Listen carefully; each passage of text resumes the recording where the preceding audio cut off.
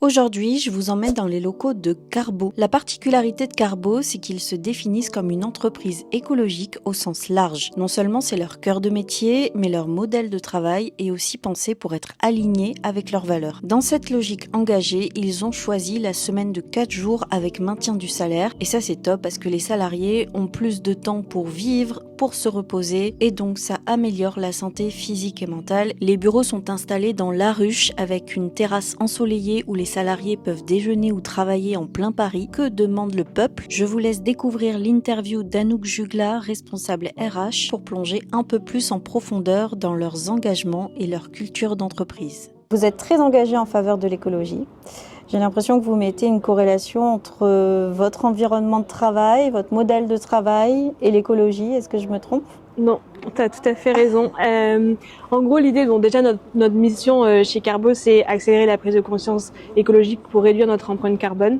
Donc déjà, notre raison d'être même, elle est écologique, mais on avait envie de pousser plus loin et on a posé un peu une définition plus philosophique de ce que c'est l'entreprise écologique. Et c'est à la fois une entreprise qui fait attention aux entités qui la composent, aux cellules comme un organisme vivant, donc qui crée un cadre où chacun peut être libre d'être soi, s'épanouir professionnellement, avoir le bon cadre de travail. C'est une entreprise aussi qui va faire en sorte que les relations entre les personnes qui composent l'entreprise, elles soient saines, elles soient sans logique de domination, en facilitant une coopération assez pleine. Et après, l'entreprise écologique au sens large de comment on s'assure que nos choix maintiennent un environnement et un monde viable pour nous.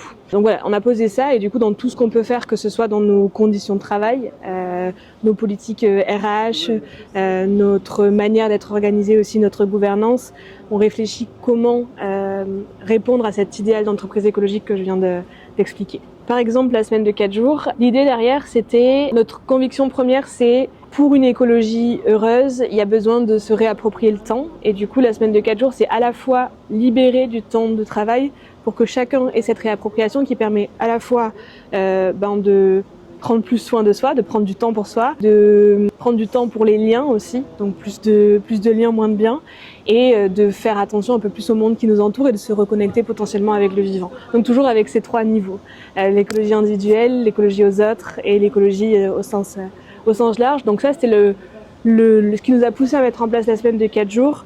Et évidemment, tu le sais, mais ça a un vrai effet en termes de bien-être au travail, d'engagement des équipes et je le vois, moi par exemple, je suis beaucoup moins fatiguée à la fin de la semaine en semaine de 4 jours parce qu'on a choisi de réduire le temps de travail, s'il faut préciser. Comment sont prises les décisions au sein de Carbo? Est-ce qu'il y a une organisation particulière?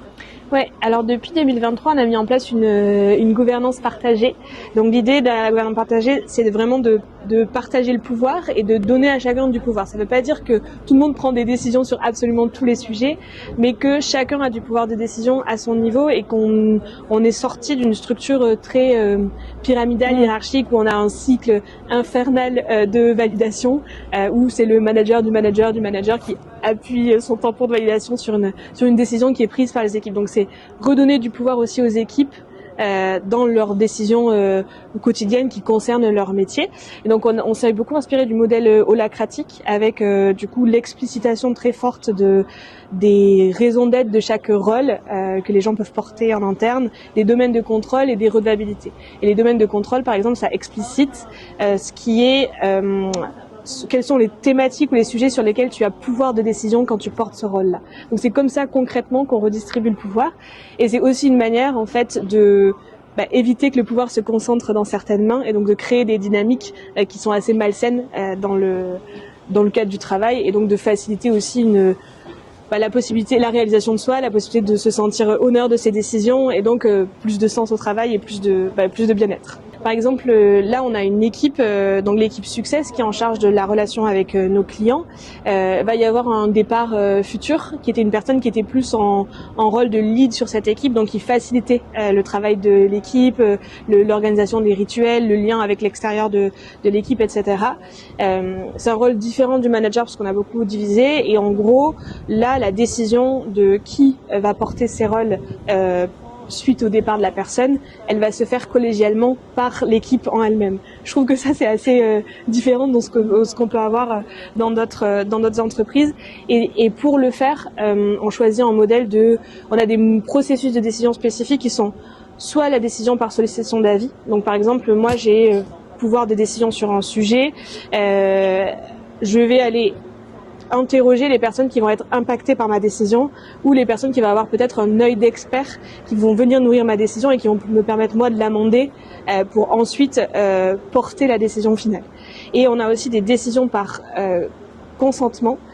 Donc en gros l'idée c'est de dire par exemple je suis pas forcément d'accord mais je peux vivre avec, donc on avance, ou alors j'ai un veto, et dans ces cas-là un veto c'est vraiment quelque chose qui doit être de l'ordre du raisonné, donc avec la possibilité que ça mette en danger l'organisation, notre culture, etc. Mais ça peut pas être quelque chose qui est lié à l'ego de la personne. En fait ça permet d'avoir des décisions qui sont beaucoup plus peut-être, c'est une forme de démocratie assez forte.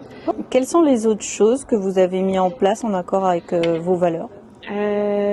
Tout. Non, c'est trop facile. Management, engagement RSE, est-ce qu'il y a des choses comme ça? Du coup, dans l'idée de notre gouvernance partagée, on a justement cassé cette logique de manager. On n'a pas de manager en tant que tel. On a séparé les redevabilités managériales qu'on peut retrouver dans une organisation classique, qui sont le fait de faire grandir ou le fait de faciliter le travail d'une équipe. On les a divisées en plusieurs rôles.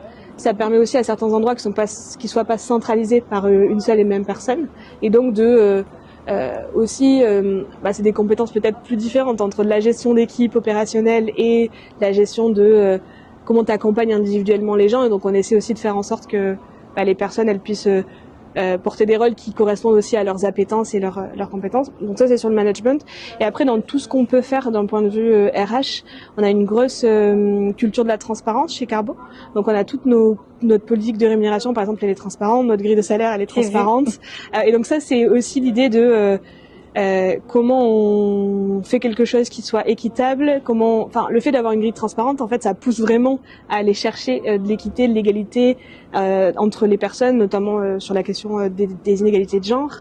Donc on a la transparence des salaires, la transparence de l'information aussi, et ça c'est important parce qu'en fait la transparence d'information, ça autonomise, ça permet de créer de la confiance et ça évite que certaines personnes accumulent de l'information et donc une sorte de pouvoir un peu sur les autres. Sur le côté, pareil, égalité des genres, on a choisi d'accorder un congé second parent à hauteur du congé maternité post-naissance, donc c'est 10 semaines, rémunéré à 100% par Carbo, complété à 100% sur la période légale et puis ensuite à 100% par Carbo.